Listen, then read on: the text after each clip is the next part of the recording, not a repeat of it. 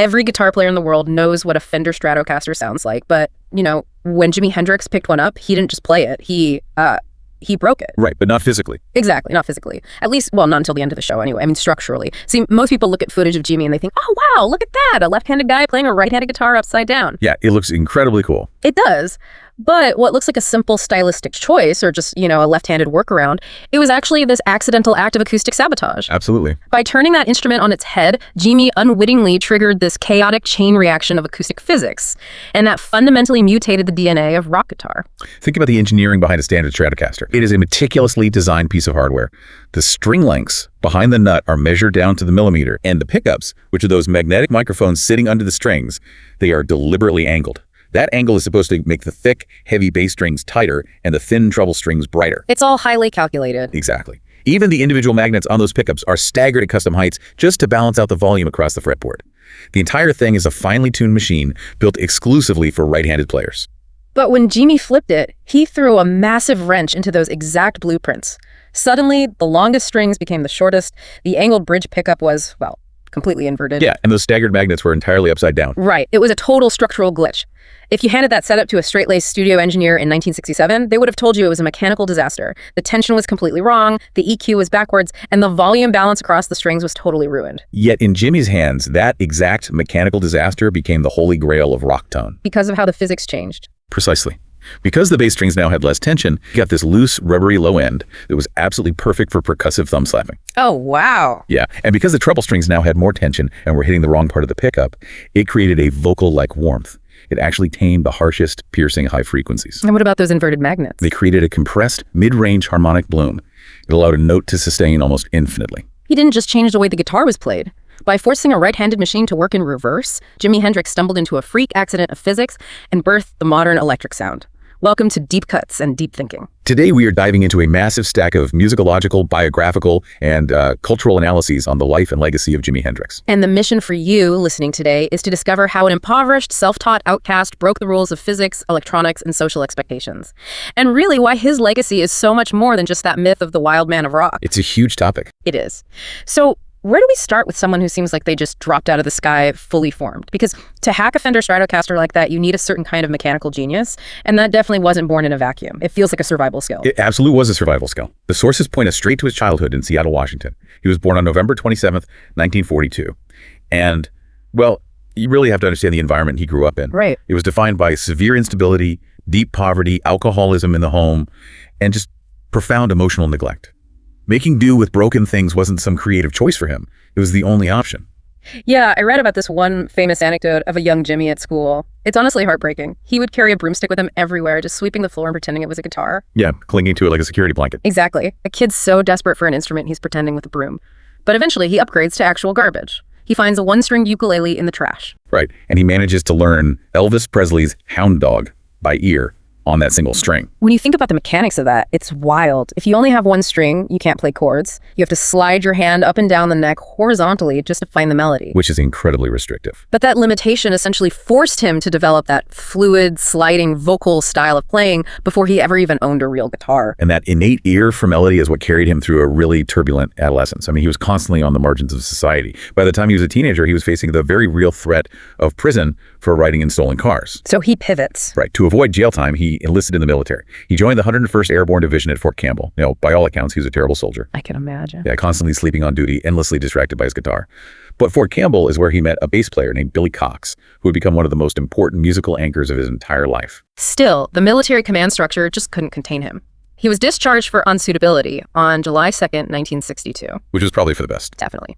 Which brings us to a part of his life that I think gets glossed over way too often. He leaves the actual army, but he immediately enters what I can only describe as a musical boot camp. I'm talking about the Chitlin circuit. Oh, absolutely. Honestly, looking at the sources, the rules on the Chitlin circuit seem way stricter than anything he faced in the 101st Airborne. That is the perfect way to contextualize it. Yeah. The Chitlin circuit was this network of venues throughout the segregated South and Northeast. And it was a grueling, unforgiving environment. Very rigid. Yeah. You were driving hundreds of miles a day, playing multiple sets a night, and backing up some of the most demanding R&B band leaders in history. There were strict uniform codes, strict choreography, and absolutely no room for improvisation. Which sounds like torture for someone like Jimi. It was. If you stepped out of line, you paid for it. Yeah. Little Richard famously fined Hendrix repeatedly. Jimi kept trying to steal the spotlight, doing tricks with his guitar, or just playing too loud. Imagine getting a financial penalty for being too entertaining. Right. But it forced him into a pocket. He had to learn the rigid mathematical rules of R and B rhythm perfectly so he could later dismantle them. And it's not just Little Richard. He's playing with Curtis Mayfield, who profoundly impacted his technique. That was a huge turning point. Yeah, because Mayfield had this incredible style of integrating rhythm and lead guitar simultaneously. Hendrix took that and adapted it using his massive hands. He started wrapping his thumb completely over the top of the guitar neck to fret the heavy bass notes. Which is so unorthodox. Then it completely freed up his other four fingers to play sparkling little lead melodies and chord fragments on top. That thumb over grip is the absolute bedrock of the Hendrix style. It literally turned one guitar into three instruments. You have a bass line, a rhythm section, and a lead vocal, all happening at the exact same time. It's unbelievable. It is. But to your earlier point about the strictness of the circuit, Jimi was hitting a ceiling. He couldn't dismantle the rules of music while working as a hired gun in a rigidly segregated American music industry that demanded total conformity. He needed a laboratory. And he finds that laboratory thousands of miles away across the Atlantic. In the autumn of 1966, Chas Chandler, who was a British musician transitioning into management, he sees Hendrix playing in Greenwich Village, realizes his potential, and just brings him to London. And that changes everything. It does. Chandler builds a band around him, the Jimi Hendrix Experience, bringing in Mitch Mitchell on drums, who had this frantic jazz-heavy style, and Noel Redding on bass. And London just had no idea what to do with him. London was the epicenter of the blues rock revival at the time, led by guitarists who were highly technical but still very traditional. The anecdote that captures this culture clash perfectly is when Hendrix sat in with Cream shortly after arriving. Oh, this is a great story. It really is. At the time, Eric Clapton was practically deified. You literally had graffiti in London saying Clapton is God. So Jimi plugs into Clapton's amplifier and launches into a blistering, hyperspeed version of Howlin' Wolf's Killing Floor. Just going for the throat? Exactly. The ferocity and the rhythm were so far beyond what anyone was doing that Clapton was left completely stunned. He actually walked off the stage, leaving his guitar behind with his hands literally shaking. Wow. That moment essentially shattered the British blues rock scene overnight. But while the live shows were blowing people's minds, I really want to dig into the studio innovations, because that's where the real alchemy happens on albums like Are You Experienced and Access Bold Is Love. Absolutely. The studio is where he truly experimented. Let's talk about the so-called Hendrix chord, the dominant 7-sharp 9. For someone listening who doesn't play music, what does that actually mean acoustically? Well, acoustically, the dominant 7-sharp 9 is a fascinating contradiction. In Western music, major chords usually sound happy and resolved, while minor chords sound sad or dark. The Hendrix chord forces a major third and a minor third to play simultaneously. Which sounds like it shouldn't work. It is the musical equivalent of smiling and crying at the exact same time. It creates this intense, muddy dissonance. It's two musical ideas actively fighting each other in the exact same space. Right. It has a bluesy grit to it, but it sounds aggressive, tense, and entirely unresolved. He turned that specific tension into the defining sonic signature of psychedelic rock. Which is brilliant, but let me push back a bit on the broader mythology here. When most people picture Hendrix, they imagine pure, unadulterated spontaneity. You know, the myth is that he just strolled into the studio, maybe chemically enhanced, cranked the amplifier to number 100, hit a chord, and just let the chaos happen. Right, that's the popular image. Are we really supposed to believe that these sonic masterpieces were just happy accidents caught on tape? Not at all. The sources we are looking at completely dismantled the myth of the disorganized wild man. Jimi Hendrix was actually an obsessive, meticulous studio architect. Consider how he manipulated his gear, for instance. He relied heavily on the Dallas Arbiter fuzz face pedal to get his distortion. Now, those pedals used germanium transistors, which were notoriously unstable. They were incredibly sensitive to room temperature, and as the battery drained, the pedal sound would just sputter and die. Sounds like a nightmare to use. Most guitarists hated how temperamental they were. But Hendrix figured out that if he left this wild fuzz pedal engaged, but deliberately rolled back the volume knob on his guitar, the electrical interaction between the guitar's output and the struggling transistor created a glassy, sparkling, clean tone. Wait, really? So the distortion pedal was actually the secret to his cleanest sound? Exactly. That is completely counterintuitive, and he approached all his pedals that way, didn't he? Like the Vox wah-wah. Most guitarists in the late 60s used the wah pedal as a quirky, psychedelic gimmick, just rocking their foot back and forth to make a goofy sound. Yeah, very one-dimensional. But Hendrix realized the pedal was essentially an EQ filter that swept through the exact same frequencies as the human vocal tract. He used it to mimic what acousticians call formants, which are the resonant shapes our mouths make when we form vowel sounds. Yes, exactly. He wasn't just making a funky noise, he was basically voice acting with his foot, making the guitar literally speak and cry. The guitar was his voice. And when you zoom out to his broader work in the studio with his primary engineer, Eddie Kramer, the level of calculation is just staggering. What were they doing together? Well, they pioneered techniques like stereophonic tape flanging. Flanging happens when you play two identical tape recordings simultaneously, but you press your finger slightly on the flange, the rim of one of the tape reels, to slow it down just a fraction of a second. Oh, I see. This causes the sound waves to phase in and out of alignment, creating this massive, swirling jet plane sweep that pans aggressively across the left and right speakers. And then there is backmasking, which honestly blows my mind every time I think about the math involved. It is incredibly complex. He didn't just record a track and flip the tape to see if it sounded cool backward. He would listen to a backing track in reverse, calculate the phrasing of a lead solo backward in his head, record that solo, and then flip the tape forward again. Think about the mental gymnastics that requires. It's insane. When played forward, his notes resolved perfectly in time with the band, but the acoustic attack of the guitar was reversed. So instead of a sharp pick strike followed by a fading note, the sound seemingly sucked inward from nothingness and exploded into the strike. That is pure audio mathematics. It was an absolute mastery of the recording studio as an instrument in its own right. He wasn't just capturing a live performance, he was painting with physics. But here is the tragic irony of this whole era. While he was being hailed as this psychedelic visionary god in London and was wildly embraced by the white American rock audience, things were incredibly fractured for him back home. Very much so. He found himself caught in this impossible cultural and political crossfire. The historical reality of the late 1960s created a deep paradox regarding his identity. Here was a black American artist fronting a white British rhythm section, playing music that defied easy categorization. And radio formats didn't know what to do with that. The American music industry was heavily segregated by radio formats. American R&B and soul stations largely ignored him because his music was labeled acid rock, while the white rock and pop stations championed him. Hendrix found this deeply alienating. Yeah, you really get that sense from the sources. They capture his frustration perfectly in a quote where he said, "They think I'm too white to get on their stations and too black to get on yours." That feeling of being a man without a country is so palpable when you contrast his major performances. Take his American debut at the Monterey Pop Festival on June 18th, 1967. A legendary show. This is the famous one. He ends his set by dousing his Stratocaster in lighter fluid, setting it on fire and smashing it to pieces. It's highly theatrical, it's ritualistic destruction. But then fast forward to his performance at Woodstock in 1969. Right. It's a completely different kind of statement. He deconstructs the U.S. anthem, and he does it without any fire or smashed wood. Because at Woodstock, the destruction was entirely sonic.